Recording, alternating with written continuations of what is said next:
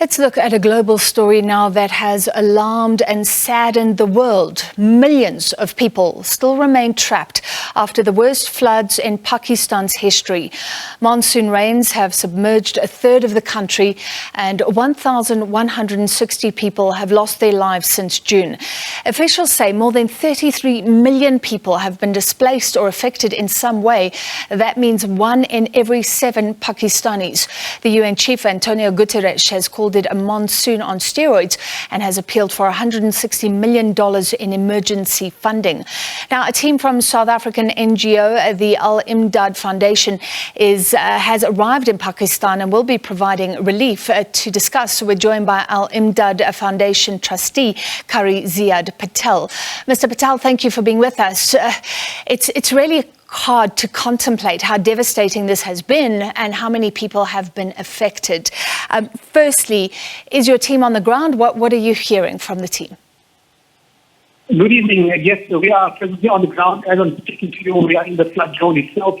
And all I can tell you is that the magnitude of this flood is something we haven't seen ever before. Yes, 1/3 of Pakistan is underwater.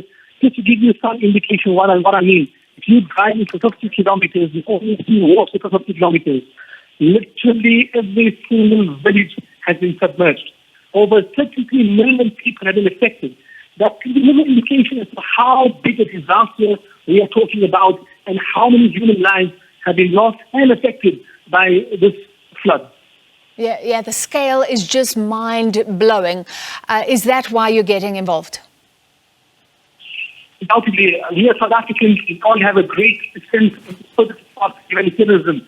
When this happened, the NGO Foundation activated relief team and immediately we were dispatched to the zone to carry out an assessment. In addition to that, we carried out major relief distributions because now is the time of need. We are in an hour of need, and we could not sit back as fellow human beings and do nothing.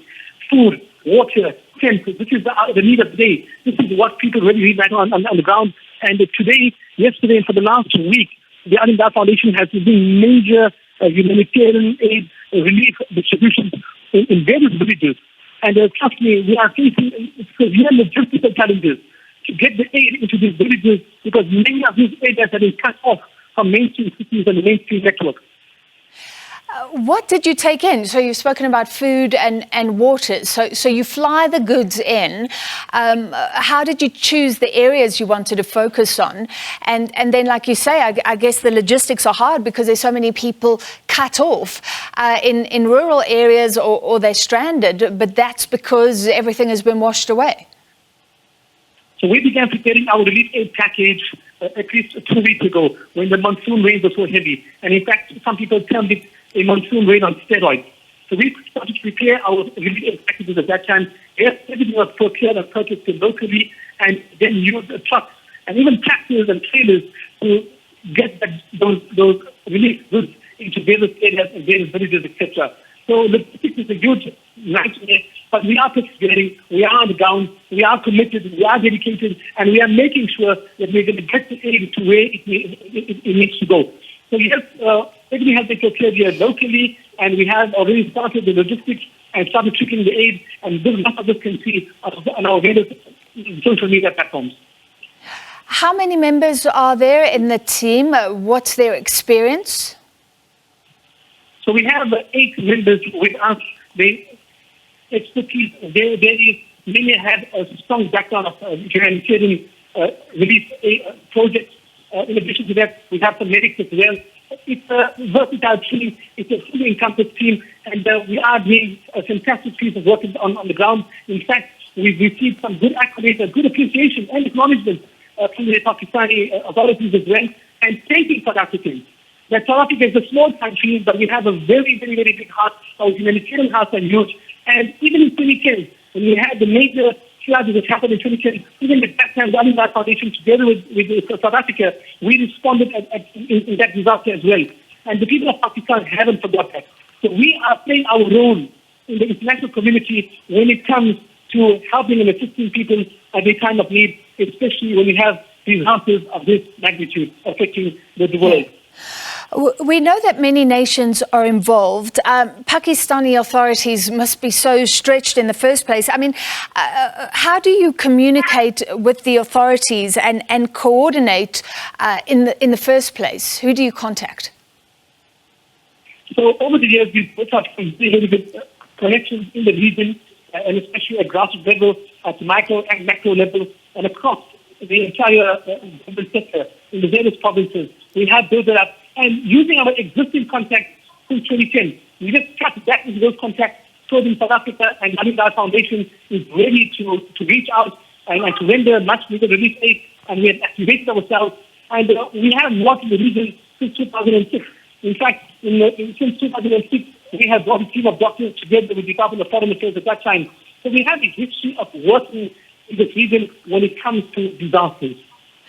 And when you fundraise, I mean, you've spoken about South Africans wanting to get involved and with these big hearts, how do you raise funds? And are you working with other South African organizations at all? Yes, we do partner with different organizations from time to time. In fact, we partner also here in Pakistan with the local organizations. So we're also very pleased up, very, very passionate, enthusiastic to help and assist the people. We have joined hands because we firmly believe together we are stronger. And we have launched an appeal. The Al-Imdaad Foundation has launched an appeal to try and secure funds for the people of Pakistan, for the people that have been affected by this flood.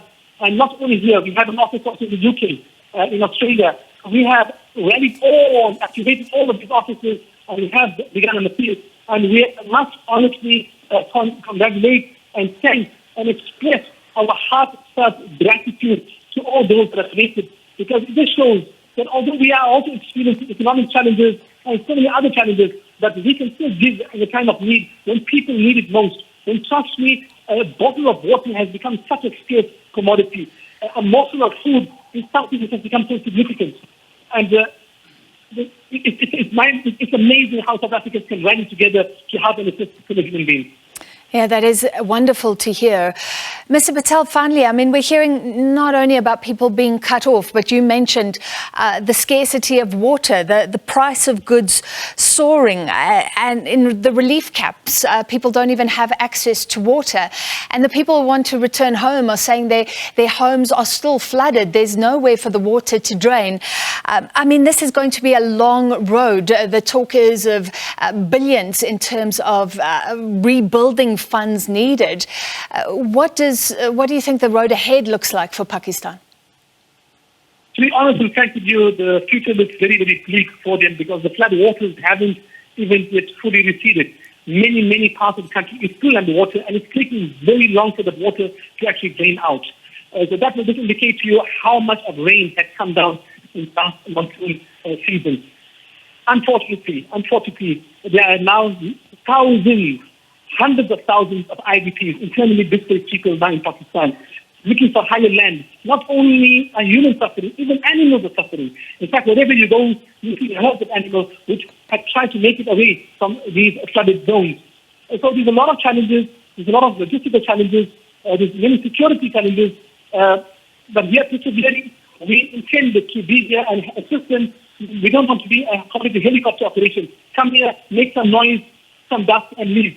We want to help people in a sustainable fashion, in a fashion which will really stretch our resources in helping and assisting the people. Yeah. Remember, these are fellow human beings we're talking about. These are fellow human beings.